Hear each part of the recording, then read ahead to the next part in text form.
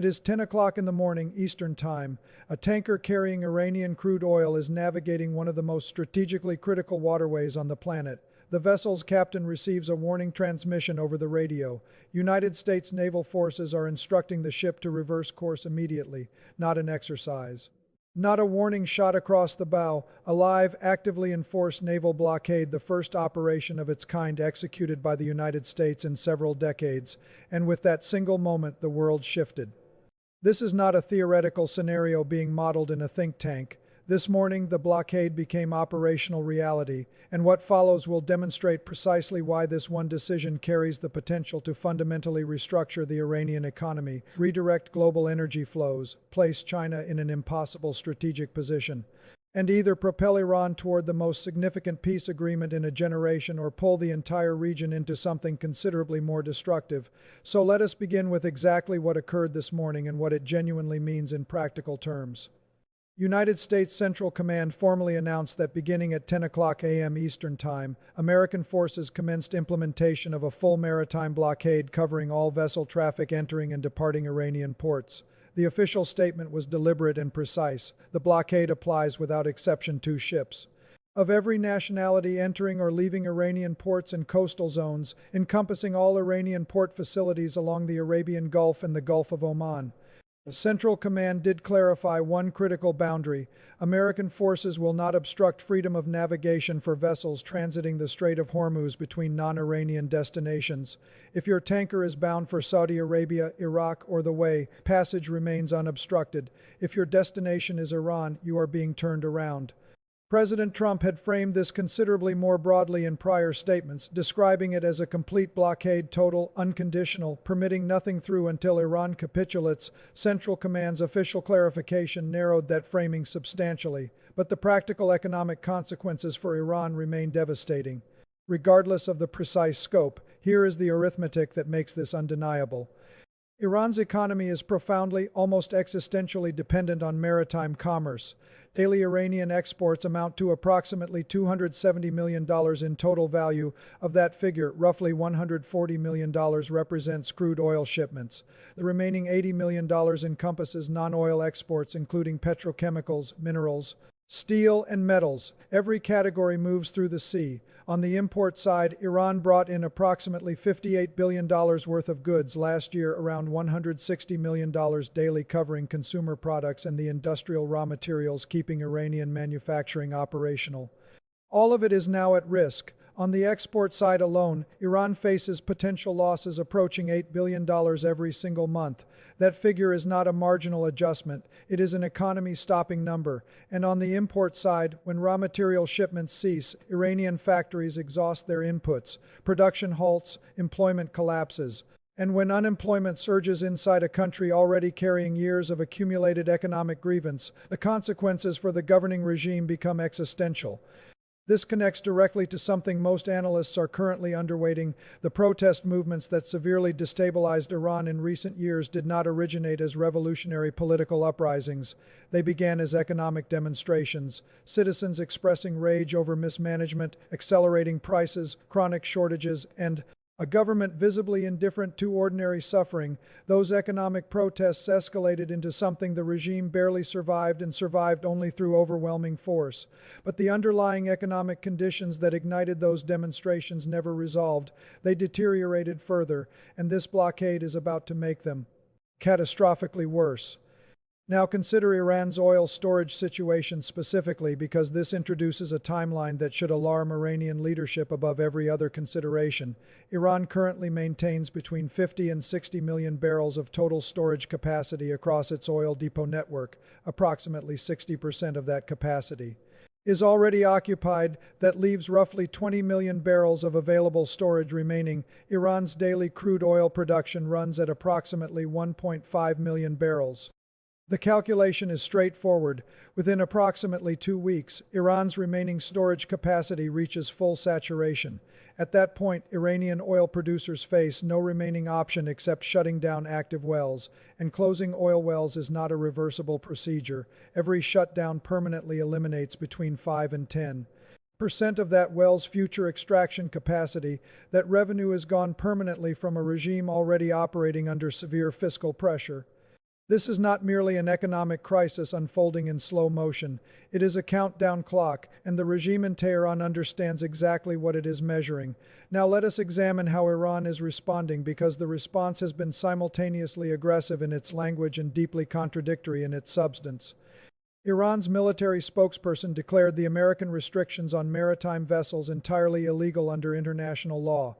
Iran's Parliamentary National Security Commission publicly characterized the blockade as an elaborate bluff. One commission spokesperson went further, describing the move as tantamount to an act of war, warning that Iran retained additional strategic options not yet deployed in this confrontation. He instructed Washington to acknowledge its defeat and refrain from demanding at the negotiating table what it failed to secure through military force. Extraordinary language, but hold it against the light for a moment. This is the identical regime that spent months conducting offensive operations against civilian shipping belonging to countries that had no involvement whatsoever in this conflict. A Thai-flagged civilian vessel was attacked by Iranian Revolutionary Guard forces. Thailand, a nation located on the opposite side of the planet from this dispute. Iran was effectively running a maritime extortion operation, demanding transit fees reaching $2 million per vessel simply to pass through the Strait of Hormuz, a waterway that belongs to the entire international community under established law. Iranian lawmakers sitting on the Parliamentary Security Committee publicly confirmed these toll arrangements were real, substantial, and legally indefensible. So when Iranian officials characterized the American blockade as illegal provocation and outright piracy, the only intellectually honest response is to examine that accusation against Iran's own recent maritime conduct. Iran's armed forces escalated their rhetoric further, warning that any military vessels approaching the strait would be treated as ceasefire violations and met with overwhelming response. Iran's acting defense minister announced the country's forces had been placed on maximum combat readiness, and yet despite this torrent of threatening language, the ceasefire remains technically intact.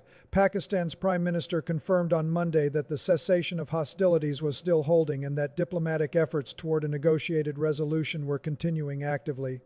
The dialogue has not collapsed entirely, not yet, but the structural pressure is intensifying by the hour. Now let us address the dimension of this situation that most Western coverage is systematically underanalyzing and which may ultimately prove to be the most consequential factor in determining how this confrontation resolves. China.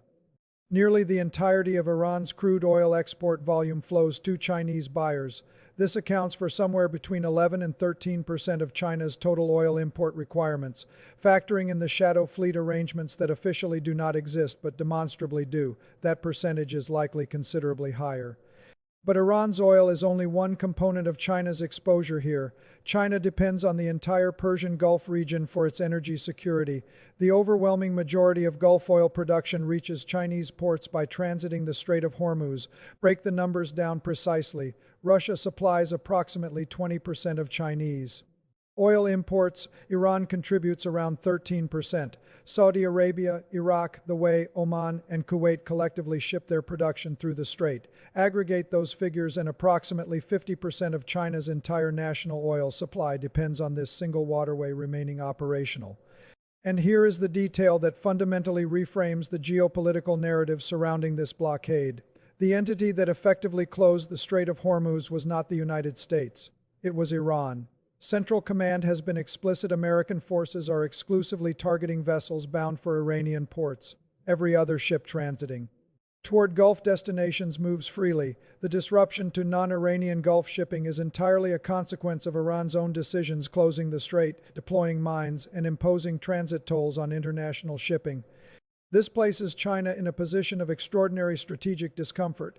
Beijing had already applied quiet diplomatic pressure on Tehran in the preceding weeks, playing a significant role in facilitating the Islamabad negotiations. China needs this confrontation to de-escalate. It needs the waterway functional. It needs Iranian oil. But more critically, it needs reliable access to Gulf oil from every producer in the region. Currently, it is receiving neither with any reliability. The working assumption within Washington policy circles is that Beijing will intensify this pressure on Tehran as the blockade's economic consequences compound.